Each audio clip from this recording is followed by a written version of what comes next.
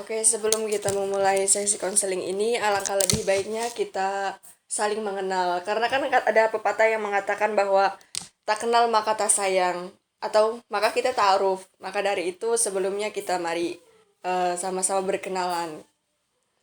Sebelumnya, nama Mbak siapa ya Mbak? Alhamdulillah, nama saya Indah Hamidah. Asal dari mana Mbak? Saya asal dari Bekasi. Oh iya Mbak, namanya Mbak Indah Hamidah ya. Sebelumnya saya ingin memperkenalkan diri saya terlebih dahulu. Nama saya Lesi Mawar Indah, saya mahasiswa jurusan Bimbingan Konseling Islam dari IAIN Syekh Nurjati Cirebon. Wah, Oh iya Mbak, sebelumnya Mbak pernah tahu nggak sih apa itu konseling gitu? konseling. Setahu Kalau Mbak. setahu saya konseling kayak interaksi, ada apa kayak dua orang berbicara untuk membicarakan sesuatu yang memang halnya personal gitu. Jadi lebih apa ya? Ya, interaksi antara dua orang saja seperti itu. Untuk mengetahui jalan keluar atau dari masalah seperti itu. Ya mungkin ya bisa dikatakan seperti itu yang namanya konseling itu. Jadi ya konseling itu dilakukan itu atas dasar karena memang ada suatu masalah yang apa namanya yang dialami oleh seseorang dan dia ingin eh, memecahkan atau menyelesaikan masalah tersebut dengan dia datang atau mengkonsultasikan kepada seorang konselor atau psikolog gitu. Namun eh, peran dari konselor atau psikolog ini bukan sebagai orang yang memang untuk menyelesaikan masalah, tapi yang menyelesaikan masalah itu ya orang yang mengalami masalah tersebut. Jadi kita hanya sebatas eh, apa namanya Memberikan membantu, memberikan solusi, memberikan jalan atau apa namanya ya hanya sebagai jembatan gitu, sebagai jembatan agar ya tetap saja balik lagi untuk yang menyelesaikan masalah tuh orang tersebut gitu, orang yang mengalami masalah tersebut. Jadi tidak serta-merta yang menjadi konselor itu bahwa ini loh solusinya dan harus dipakai oleh klien gitu, orang yang mengalami masalah tersebut. ya, baik. Tadi kan telah disampaikan bahwa yang namanya konseling itu apa dan Mbak juga sudah mengetahui bahwa pengertian dari konseling itu apa. Dan di sini juga kita apa ya membuka layanan konseling bagi siapa saja yang memang membutuhkan gitu, yang ingin berkonsultasi. Ya, begitupun dengan Mbak yang datang ke sini gitu, pasti ada sesuatu yang memang ingin disampaikan kah, atau pengen bercerita, atau ada yang pengen dikonsultasikan kan. Semuanya juga pasti ada tujuan dari kedatangan seseorang ke tempat gitu, ke tempat tersebut gitu. Ya sebenarnya saya juga agak gimana ya, ragu untuk mengatakannya, tapi bagaimana lagi. Gini Mbak, langsung saja sepertinya langsung ke pokok utama tentang kedatangan saya ke sini. Sebenarnya saya juga ingin konseling ya. Bagaimana pendapat Mbak juga sebagai para ahli, ibarat ahli konseling Ahli. juga ya.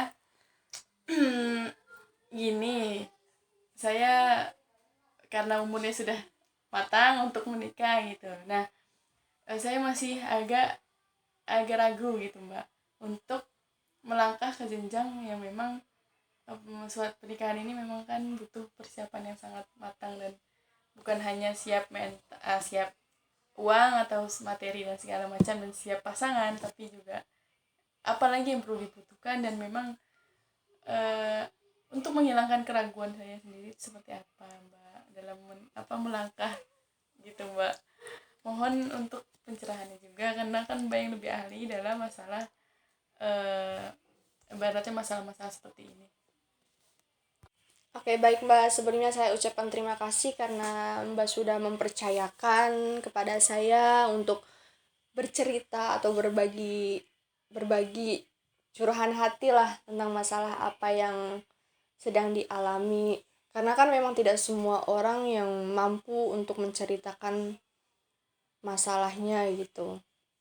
Jadi sebelumnya kan di sini yang titik atau inti dari permasalahan yang sedang Mbak hadapi itu adalah keraguan dalam menuju ke jenjang pernikahan atau membangun rumah tangga, Mbak. Jadi sebelumnya kan ketika kita ingin menggapai atau mencapai sesuatu yang kita inginkan atau mempunyai target lah, pasti kita punya tujuan gitu, mempunyai tujuan. Dan begitupun dengan pernikahan, apa sih tujuan dari pernikahan, bagaimana sih yang dinamakan dengan pernikahan, bagaimana yang dinamakan rumah tangga itu seperti apa. Jadi sebelumnya saya akan memberikan beberapa pengetahuan dari apa sih. Nah, maka dari itu kan segala sesuatunya tadi yang benar yang dikatakan sama Mbak itu tidak hanya siap dalam finansial materi ataupun siap pasangan.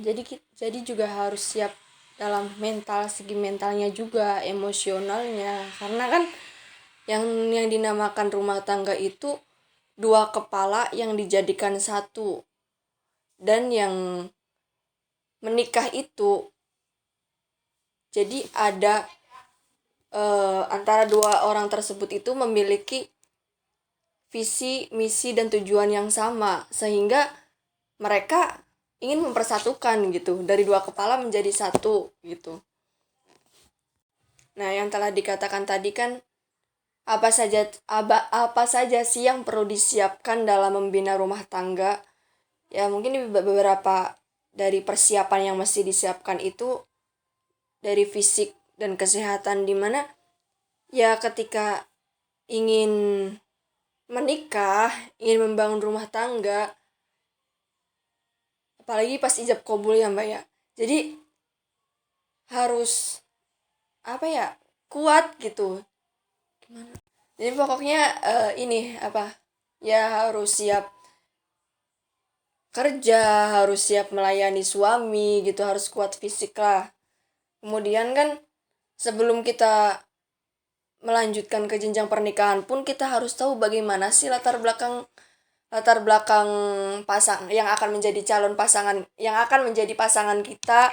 Semua orang kan pasti mendambakan pasangan yang baik untuk kita. Apalagi kita yang seorang wanita ingin memiliki suami yang bertanggung jawab, yang ya tahulah kewajiban dia sebagai suami, sebagai pasangan gitu. Dan kemudian yang tadi persiapan psikologis yang mana kita dapat mengatur emosional kita. Jadi ketika apa-apa yang ada atau apa-apa yang terjadi, misalkan sudah membangun rumah tangga, ketika ada masalah, ya kita tidak bisa dong mengutamakan ego masing-masing.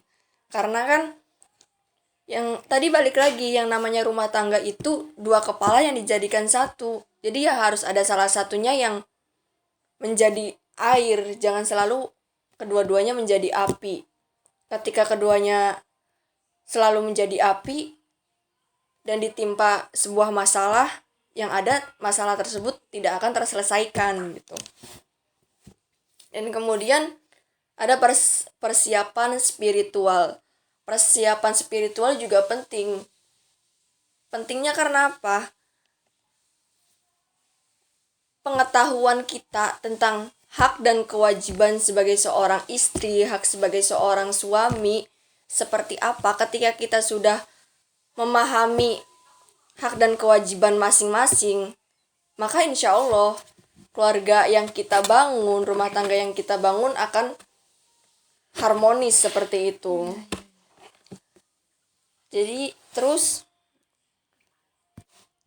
kemudian selain itu yang perlu diperhatikan juga komunikasi. Komunikasi itu sangat penting. Karena apa? ketika kita kurang komunikasi antar pasangan kita, yang terjadi adalah kesalahpahaman. Yang kesalahpahaman itu akan menimbulkan sebuah masalah gitu. Jadi apa-apapun harus dikomunikasikan, entah soal misalkan dari sisi suami masalah nafkah kah, atau dari sisi istri masalah keuangan bulanan yang harus terpenuhi atau seperti apa. Jadi harus dikomunikasikan seperti itu. Oke, jadi yang yang diragukan oleh Mbak Indah sendiri itu ragu dalam hal apanya gitu? Apakah ragu terhadap calon pasangan Mbak yang akan menjadi suami Mbak kah? Ataukah memang ragu ingin berumah tangga atau seperti apa gitu? Bagaimana ya Mbak ya, saya bingung bicaranya, tapi memang harus ini juga. Sebenarnya masih ragu terhadap pasangan sebenarnya, karena memang emang sudah kenal lumayan, mungkin sekitar 1 tahun. Iya. Terus lalu ya masih ya memang pasangan saya sendiri juga apa ya, masih memang mungkin nggak tahu karakter dia atau seperti apa, Belum tapi mengenal lebih iya, dalam ya, masih lebih jauh. belum mengenal lebih jauh, dan memang dia memang tertutup sekali gitu. Tapi ya itu, jadi latar belakangnya saya masih belum tahu banyak, dan tapi saya tahu dia seorang yang seperti apa. Dia sudah bekerja, dia sudah ibadah, sudah punya penghasilan sendiri. Cuman latar belakang keluarga dan memang sifat-sifat yang memang tidak diketahui itu seperti apa gitu. Ya memang kan nanti juga di pas habis pernikahan sudah tahu, cuman kan kami ya sebagai perempuan ya kita harus tahu pasangannya seperti apa, apalagi apa baik atau dia, tidak buat kita iya. gitu ya. Kan kadang ada yang orangnya memang baik tapi memang punya mentalnya temperamen yang memang tinggi dan cepat marah atau seperti apa, yang memang saya masih belum ini sekali, belum spesifik, belum jelas sekali. Baiklah Mbak, jadi yang diragukan sama Mbak Indah itu keraguan atas bagaimana sih atau seperti apa sih calon pasangan kita itu ya. Sebenarnya ketika kita ingin mengetahui bagaimana seseorang, bagaimana karakter atau kepribadian seseorang itu, apalagi kan ini kan yang namanya pernikahan atau rumah tangga kan tidak main-main gitu, bukan menjadi sebuah candaan atau lelucon gitu. Jadi harus ya benar-benar gitu untuk memilih pasangan kita. Nah, ya mungkin bisa bisa juga dengan cara seperti ini ya Mbak. Ini mah hanya sekedar masukan, saran lah. Jadi yang pertama bisa juga dengan cara Mbak itu mencari informasi kepada keluarganya kah atau teman-teman dekatnya, ya ngobrol biasa aja, misalkan bagaimana sih si ini gitu, kebiasaannya seperti apa gitu. Kan bisa juga dengan cara seperti itu mencari informasi bagaimana karakter dia, bagaimana kepribadian dia. Karena kan seseorang itu ketika di depan kita itu belum tentu sama dengan dengan ketika dia berada di belakang kita gitu. Jadi ya hal-hal seperti itu bisa dilakukan lah. Kemudian bisa juga dengan cara ketika kita bertemu dengan calon pasangan kita, atau ketika ada kumpulan lah atau pertemuan entah dengan teman-temannya, entah dengan keluarga satu sama lainnya, ketika bertemu melihat dari kebiasaan, melihat dari cara bicara dia seperti apa, sikap dia seperti apa, mungkin bisa jadi dari hal seperti itu kita bisa tahu, oh ini orangnya seperti ini ya, karakter dia seperti ini ya, kepribadian dia seperti ini ya. Bisa jadi dengan seperti itu, dengan melihat dari kebiasaan dia atau melihat dari secara langsung ketika dia berada dalam lingkungan kita lah, apa ya, yang dekat dengan kita lah, bertemu secara langsung seperti itu. Atau bisa juga dengan kita lebih mendekatkan diri kepada keluarganya agar lebih mengenal lebih jauh lagi gitu. Jadi kita menikah itu tidak hanya menyayangi atau sekedar mencintai calon pasangan kita gitu. Jadi kita harus mencintai dan menyayangi keluarganya juga. Agar apa? Ya agar terjadi hubungan baik antara dua keluarga gitu. Dan tidak terjadinya percekcokan yang dia. Nanti kan kalau misalkan komunikasinya kurang, pendekatannya kurang, bisa terjadi ketika antara suami dan istri terjadi masalah, terus salah satunya mengadu lah atau gimana, terus salah satu dari orang tua pasangan ikut campur, dan yang terjadi ya seperti itu. Jadi untuk mencegah hal-hal yang tidak diinginkan gitu. Terus ya, selain daripada 3 hal tadi, karena kita sebagai seorang makhluk, seorang hamba, seorang manusia yang tak lepas dari 3 hal yang penting, yakni usaha, doa, dan tawakal. Maka dari itu, setelah kita berusaha untuk mencari pasangan yang baik buat kita ke depannya, kita juga tidak lupa untuk selalu berdoa dan meminta petunjuk agar diberi petunjuk apakah seseorang yang sedang dekat dengan kita baik atau tidak untuk masa depan kita, seperti itu. Setelah itu ya kita serahkan semuanya kepada Allah gitu. Karena kita ya sebagai orang muslim ya harus percaya gitu. Kita sering mendengar bahwa jodoh itu di tangan Tuhan. Maka dari itu ya segala apapun harus kita serahkan kepada Tuhan gitu, seperti itu mungkin. Ya, ya, terima kasih ya Mbak ya atas pencerahannya. Saya sudah lebih terbuka lah, ibaratnya sudah lebih plong, karena memang kan sudah dicurhatkan juga. Ya semoga nanti yang menjadi saran-saran dan itu bisa saya lakukan lagi dan bisa saya perbaiki lagi nanti ke depannya. Semoga memang di jodoh saya juga dan ya benar-benar menuju rumah tangga yang lebih baik dan lebih harmonis.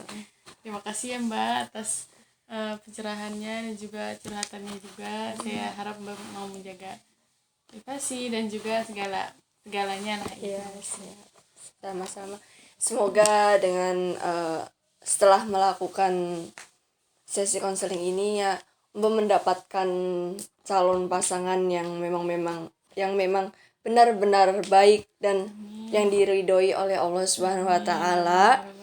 Dan semoga ketika sudah mendapatkan atau menemukan jodohnya ya menjadi rumah tangga yang memang baik, yang harmonis, yang memang ya bisa dijadikan contoh lah buat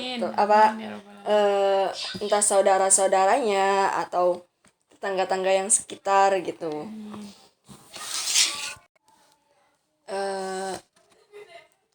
Untuk selanjutnya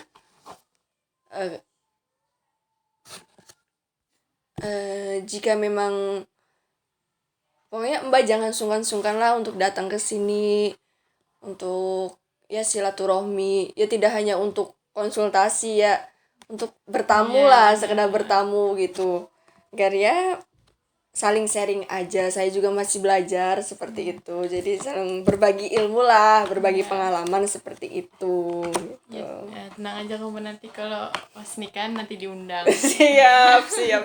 Nanti kalau misalnya udah diundang ya nanti saya sekali-kali bawa sini nanti siap juga buat perkenalan lah intinya. Ya terima kasih banyak ya Mbak ya, pokoknya terima kasih banyak sekali lagi. Ya Saya juga mengucapkan banyak-banyak terima kasih karena Mbak sudah mempercayakan dan sudah apa ya, sudah datang ke sini gitu.